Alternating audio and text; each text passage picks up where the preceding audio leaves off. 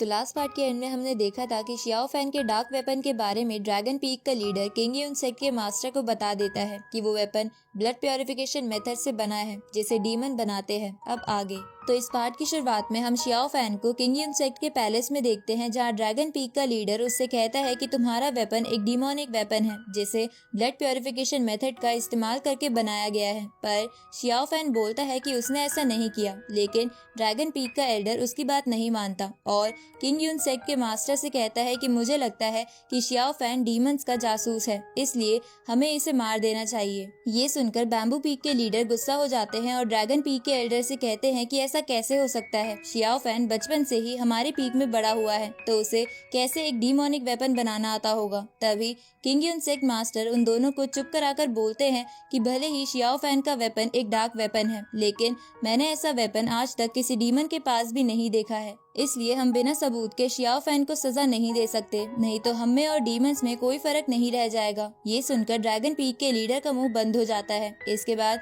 सेक master Xiao fan से कहते हैं कि तुम इस कंपटीशन में टॉप 4 में आए हो, इसलिए तुम्हें टॉप 3 स्टूडेंट्स के साथ सेक के एक इम्पोर्टेंट मिशन पर जाना है। तो शियाओ फैन इसके लिए मान जाता है। अब शियाओ फैन पैलेस के बाहर आ जाता है, जहाँ पहले से टॉप 3 स्टूडेंट्स यानी जेम्स, सेंग और रोजी उसका वेट कर रहे थे। तो इसके बाद वो चारों अपने अपने वेपन्स पर बैठ के मिशन वाली जगह के लिए निकल जाते हैं। पर वहां पहुंचने से पहले वो लोग आराम करने के लिए हेयांग सिटी आते हैं, जो सिटी बहुत ही क्राउडेड थी और वहां पर अलग अलग चीजें मिल रही थी। अब वो चारों खाना खाने के लिए एक रेस्टोरेंट में आ जाते हैं, जहां सेंग सभी के लिए खाना मंगवाता है। जहां शियाओ फैन सेंग को खाना मंगवाता देख उससे पूछता है कि तुम पहले भी यहाँ आए हो, क्योंकि तुम्हें मेन्यू मुंह जुबानी याद है। जिस पर सेंग कहता है कि हाँ, वो अक्सर छुप कर यहाँ खाना खाने आता रहता है, क्योंकि उसे यहाँ का खाना बहुत अच्छा लगता है। तभी वेटर खाना ले आता है, जिसे शियाओ फैन बहुत तेजी से खाने लगता है, क्योंकि उसे वो खाना बहुत टेस्टी लग रहा था। इसके बाद वो वेटर उस रेस्टोरेंट का फेमस फिश सूप ले आता है, जिसे चखकर शियाओ फैन कहता है कि इसका टेस्ट एकदम लाजवाब है। जिस पर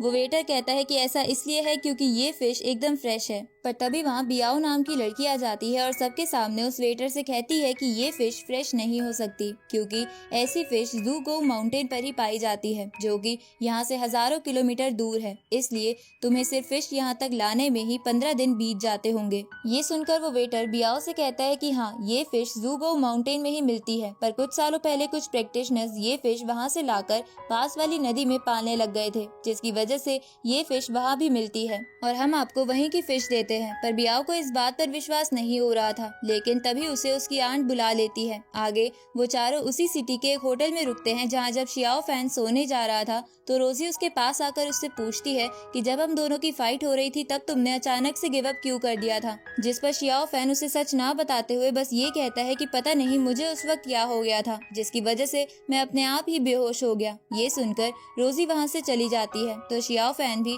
अपने रूम में जाकर सो जाता है, जहाँ सोते हुए शियाओ फैन ड्रीम्स देखता है कि उसका इविल रूप उसे मार रहा है। अब इस ड्रीम की वजह से शियाओ फैन की नींद खुल जाती है और वो बाहर घूमने लगता है, जहाँ उसे बियाओ दिखती है जो उस गार्डन से एक फूल तोड़ लेती है। तो शियाओ फैन उसे कहता है कि तुम्हें ऐसा नहीं करना चाहिए था, क्योंकि फ्लावर्स में भी लाइफ होती है। ये सुनकर बियाओ हंसने लगती है, क्योंकि उसने पहले कभी भी ऐसी बात नहीं सुनी थी। इसके बाद बियाओ शियाओ फैन से उसका नाम पूछती है, पर वो अपना नाम नहीं बताता, क्योंकि बियाओ उस पर हंस रही थी। पर बियाओ शियाओ फैन को मनाकर उसका नाम जान लेती है और उससे पूछती है कि इस फ्लावर और मुझ में कौन ज्यादा खूबसूरत है। जिस पर शियाओ फैन बियाओ का नाम लेता है तो बियाओ बोलती है कि तुम भी बाकी लड़कों की तरह ही लड़कियों पर लाइन मारते हो। ये सुनकर शियाओ फैन गुस्से में वहाँ से चला जाता है, जिसके जाने के बाद बियाओ कहती है कि शियाओ फैन, मैंने तुम जैसा लड़का पहले नहीं देखा जिसके अंदर एक फ्लावर के लिए भी फीलिंग्स हो। उसी वक्त वहाँ बियाओ की आंट आ जाती है और उसे कहती है कि आज जो 4 लोग तुम्हें रेस्टोरेंट में मिले थे वो किंग यून सेक से हैं, लेकिन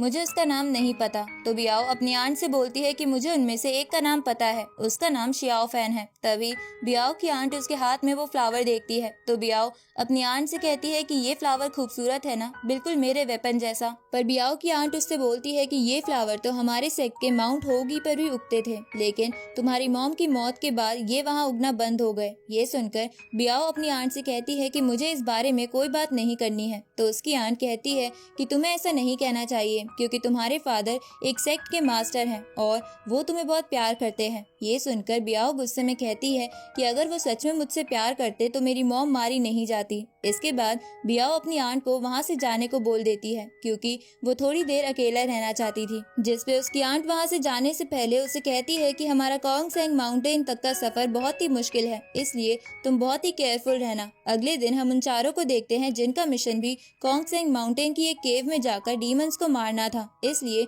वो सब कोंगसेंग माउंटेन आ जाते हैं। लेकिन वहाँ उनका सामना ब्लड सकिंग बैट से होता है जो किसी के अंदर से भी पूरा खून चूस सकते थे, इसलिए वो लोग उनसे लड़ने लगते हैं। लेकिन वो बैट्स बहुत ही ज्यादा थे, इसलिए उन्हें लड़ने में प्रॉब्लम हो रही थी। तभी उन्हें एक आवाज आती है कि ये बैट्स रोशनी से भाग जाते हैं। ये सुनकर जेम्स अपने जीते हुए हेक्सागोनल मिरर से वहाँ एक शील्ड बना देता है जिसकी रोशनी से वो बैट्स डरकर वहाँ से भाग जाते हैं। इसके बाद उन लोगों के पास तियानयिन टेम्पल और फेंगशियांग वैली के लोग आते हैं जिन्हें किंग युन सेक्ट मास्टर ने मदद के लिए बुलाया था। अब वो सभी कोंगसेंग माउंटेन की एक केव में जाने लगते हैं जहाँ हाल ही में लोगों ने डीमंस को देखा था। पर केव में आगे जाते समय रोजी को महसूस होता है कि वहाँ पर कोई है। तभी उन लोगों की तरफ कई सारे अटैक्स आते हैं जिनसे वो लोग बच जाते हैं, लेकिन सभी तरफ धूल धूल हो जाने की वजह से वो लोग अब एक दूसरे को ठीक से नहीं देख पा रहे थे। तभी शियाओ फैन पर एक डीमन अटैक कर देता है, लेकिन शियाओ फैन उस डीमन को दूर फेंक देता है तो वो डीमन धूल में छुप जाता है। उसी वक्त वहाँ एक और डीमन आकर फेंगशियांग वैली के लोगों को अपने पीछे बाकियों से दूर ले जाता है। जिसके बाद वहाँ उन दोनों डीमंस का बॉस नियान आता है, जिसे देखकर जेम्स बोलता है कि तुम अभी भी कैसे जिंदा हो। पर नियान जेम्स की बात का जवाब दिए बिना उन सब पर हमला कर देता है, लेकिन वो लोग उससे बच जाते हैं। तभी वो सबसे पहले वाला डीमन शियाओ फैन को लात मार के दूर फेंक देता है। जिसके बाद नियान पत्थरों की मदद से शियाओ फैन को बाकियों से अलग कर देता है। जिसके बाद शियाओ फैन पर वो तीसरा डीमन अटैक करके उसका खून पीने की कोशिश करता है, लेकिन शियाओ फैन अपनी स्टिक उस डीमन में घुसा देता है, जिसकी वजह से वो जोर से चिल्लाता है। तो दूसरे वाला डीमन उसे देखने के लिए आता है, जहाँ वो ये देखकर हैरान हो जाता है कि शियाओ फैन ने ब्लड सकिंग मेथड का इस्तेमाल करके उसके साथी को मार दिया है। साथ ही शियाओ फैन खुद भी ये देखकर हैरान था क्योंकि उसे नहीं पता था कि स्टिक से कुछ ऐसा भी हो जाएगा। अब वो डीमन नियान से कहता है कि हमारा साथी मारा गया। ये सुनकर वो सभी डीमंस अपने साथी की लाश को लेकर वहाँ से चले जाते हैं क्योंकि सिर्फ वो दो उन सभी को नहीं हरा सकते थे। अब वो सभी डीमंस को भागते देख उसी तरफ जाने लगते हैं ताकि वो लोग इसका फायदा उठाकर डीमंस को खत्म कर सके। पर वहाँ जाते हुए शियाओ फैन की स्टिक ग्लो करने लगती है क्योंकि उसने उस डीमन की एनर्जी एब्जॉर्ब कर ली थी। तभी वो लोग उस केव से होते हुए ब्लड रिफाइनिंग हॉल में आ जाते हैं, जहाँ पहुँचते ही कुछ पत्थर रोजी और शियाओ फैन को कवर कर लेते हैं। पर रोजी अपनी स्वॉर्ड का इस्तेमाल करके उन पत्थरों को तोड़ देती है। तभी उन सभी को वो पहले वाले और कुछ नए डीमंस घेर लेते हैं, जिसके बाद उनमें से एक अपने मैजिकल फैन की मदद से वहाँ चारों तरफ धुआं धुआं कर देता है, जिसकी वजह से वो लोग एक दूसरे को नहीं देख पा रहे थे। इसके बाद वो डीमंस उन लोगों को नहीं देख पा रहे थे। तभी वो दूसरे नंबर वाला डीमन शियाओ फैन पर अटैक कर देता है तो शियाओ फैन उससे लड़ने लगता है, जहाँ वो उस डीमन पर भारी पड़ रहा था। पर तभी वहाँ नियान आकर शियाओ फैन को पीछे कर देता है, लेकिन उसी वक्त वहाँ रोजी भी आ जाती है ताकि वो शियाओ फैन की मदद कर सके। लेकिन अचानक से वहाँ वो हंटर वाली डीमन आ जाती है और अपने हंटर से रोजी को पकड़ लेती है। ये सुनकर शियाओ फैन को गुस्सा आ जाता है तो रोजी उससे कहती है कि मेरी जान की परवाह मत करो और इन डीमंस को मार दो। ये सुनकर शियाओ फैन उनसे लड़ने लग जाता है, जहाँ लड़ते हुए शियाओ फैन उस हंटर वाली डीमन पर अटैक करके रोजी को भी छुड़वा लेता है। इसके बाद रोजी शियाओ फैन के पास आ जाती है, लेकिन तभी नियान एक डीमन टेक्निक चलने लगता है जिसका नाम स्कारलेट डीमन आइज था, जिसमें नियान अपनी आइज निकाल कर रोजी की स्वॉर्ड पर कर्स लगा देता है और उस पर अपनी डीमन आइज से अटैक करता है। लेकिन शियाओ फैन शील्ड बनाकर रोजी को बचा लेता है। तभी शियाओ फैन की स्टिक उस डीमन आई का अटैक एब्जॉर्ब कर लेती है। ये देखकर नियान को कुछ समझ नहीं आता कि ऐसा कैसे हो सकता है। तभी शियाओ फैन उस पर अटैक कर देता है, लेकिन नियान और उसके साथी शियाओ फैन को इंजर्ड करके खाई में गिरा देते हैं। ये देखकर रोजी भी उस खाई में कूद जाती है और शियाओ फैन का हाथ पकड़कर अपने चारों ओर एक शील्ड बना लेती है। इधर नियान बाकी लोगों के वेपन्स पर भी डीमन आई की मदद से कर्स लगा देता है, जिसकी वजह से वो अपने वेपन्स को इस्तेमाल नहीं कर सकते थे। तभी नियान का एक सर्वेंट आकर उसे बताता है कि किसी ने हमारे ट्रेजर साइट को डिस्ट्रॉय कर दिया है। तभी जेम्स अपने हेक्सागोनल मिरर की मदद से सभी के वेपन्स का कर्स हटा देता है और नियान पर अटैक करता है, लेकिन नियान अपने साथियों के साथ ट्रेजर साइट देखने चला जाता है। तो बाकी सब भी शियाओ फैन और रोजी को ढूंढने लगते हैं। इस तरफ हम शियाओ फैन और रोजी को देखते हैं,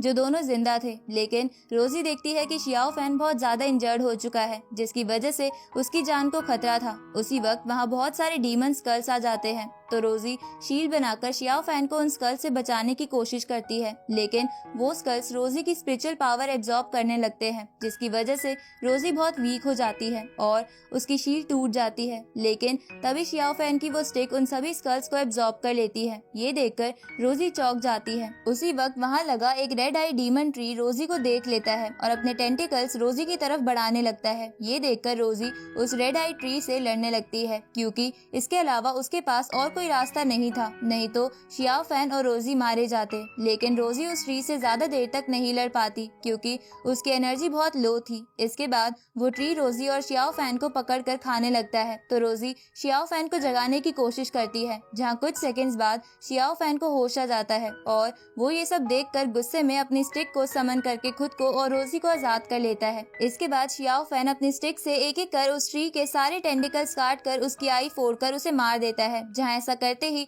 वो अचानक से फिर से नॉर्मल हो जाता है। अब शियाओ फैन रोजी को इतना वीक देखकर उसे हील करने लगता है, तो रोजी शियाओ फैन को मना करती है, क्योंकि वो भी बहुत वीक था। लेकिन शियाओ फैन नहीं मानता और उसे हील करता रहता है। तभी वहाँ बियाओ और उसकी आंट आ जाती है, तो शियाओ फैन उससे पूछता है कि तुम यहाँ क्यों आए हो, जिस पर बियाओ कहती है कि हम भी यहाँ तुम्हारी तरह ब्लड केव ड्रॉप लेने आए हैं। लेकिन शियाओ फैन को ब्लड केव ड्रॉप का नाम सुनकर कुछ समझ नहीं आता, लेकिन बियाओ और उसकी आंट को लगता है कि शियाओ फैन नाटक कर रहा है ताकि किंग यून सेक्ट के लोग धोखे से वो ब्लड केव ड्रॉप ले ले। इसलिए बियाओ और उसकी आंट ये देखकर शियाओ फैन पर अटैक कर देती है, लेकिन तभी वहाँ एक बहुत ही बड़ा स्नेक आ जाता है, तो बियाओ उस स्नेक पर अटैक करने का सोचती है, पर उसकी आंट उसे मना कर देती है, क्योंकि वो स्नेक ऐसा करने पर उन पर ही हमला कर देता। तभी गलती से रोजी पत्थर से टकराकर आवाज कर देती है, जिससे वो स्नेक रोजी की तरफ बढ़ने लगता है। लेकिन शियाओ फैन रोजी को दूर करके उस स्नेक को अपने पीछे भगाने लगता है। तभी वो स्नेक शियाओ फैन पर अटैक करने की कोशिश करता है, लेकिन बियाओ उसे बचा लेती है और उससे कहती है कि तुमने इस स्नेक को गुस्सा दिला दिया है। अब बियाओ और रोजी उस स्नेक पर अटैक करते हैं, लेकिन वो स्नेक उन दोनों को दूर फेंक देता है, जिसकी वजह से रोजी बेहोश हो जाती है, क्योंकि वो पहले से बहुत वीक थी। इसलिए शियाओ फैन रोजी को साइड में बैठा देता है और खुद उस स्नेक से लड़ने लगता है, जहाँ बियाओ भी इसमें उसका साथ दे रही थी, क्योंकि वो अगर ऐसा नहीं करती तो वो स्नेक एक एक कर उन सबको मार देता। अब बहुत देर तक उस स्नेक से लड़ने के बाद भी उसे कुछ नहीं होता, तो बियाओ भागने का रास्ता ढूंढने लगती है। तभी उसे दूर एक केव दिखती है जिसमें से रोशनी आ रही थी, तो बियाओ उस तरफ जाने लगती है, जहाँ शियाओ फैन भी बियाओ को जाता देख उसके पीछे जाता है। लेकिन जैसे ही वो दोनों केव के बहुत पास पहुंच जाते हैं, तो वो स्नेक बियाओ पर अटैक कर देता है, पर शियाओ फैन उसे बचा लेता है। लेकिन ऐसा करने के चक्कर में वो दोनों उस केव में चले जाते हैं और स्नेक के अटैक से गुफा का एंट्रेंस भी बंद हो जाता है। अब उस केव में पहुंचने के बाद बियाओ देखती है कि शियाओ फैन बहुत ही इंजर्ड है, तो वो उसे देखकर कहती है कि तुम्हें इतना बहादुर बनने की जरूरत नहीं थी, क्योंकि अगर मैं तुम्हारे साथ नहीं लड़ती तो तुम मारे जाते। जिस पर शियाओ फैन उसे कहता है कि तुम जैसे डीमन विच को मुझे बचाने की जरूरत नहीं थी, मैं अपने आप को बचा सकता हूँ। ये सुनकर बियाओ गुस्सा हो जाती है और गुस्से में शियाओ फैन से कहती है कि तुम्हारी ये कहने की हिम्मत कैसे हुई। तो शियाओ फैन कहता है कि जब तुमने हम पर हमला करा था तभी मैं समझ गया था कि तुम भी एक डीमन हो। ये सुन के बियाओ कहती है कि चलो फिर देखते हैं कि तुम मेरे बिना इस केव से बाहर कैसे निकलते हो। तो शियाओ फैन उस केव में घूमकर बाहर का रास्ता ढूंढने लगता है। इधर रोजी को होश आ जाता है, साथ ही उसके पास उसके दोस्त भी आ गए थे, तो रोजी सारी सिचुएशन के बारे में सबको बता देती है, जिसके बाद वो लोग शियाओ फैन को ढूंढने लगते हैं। दूसरी तरफ बियाओ की आंटी उन सभी को देखकर छुप जाती है और इसी के साथ ये पार्ट यहीं खत्म होता है।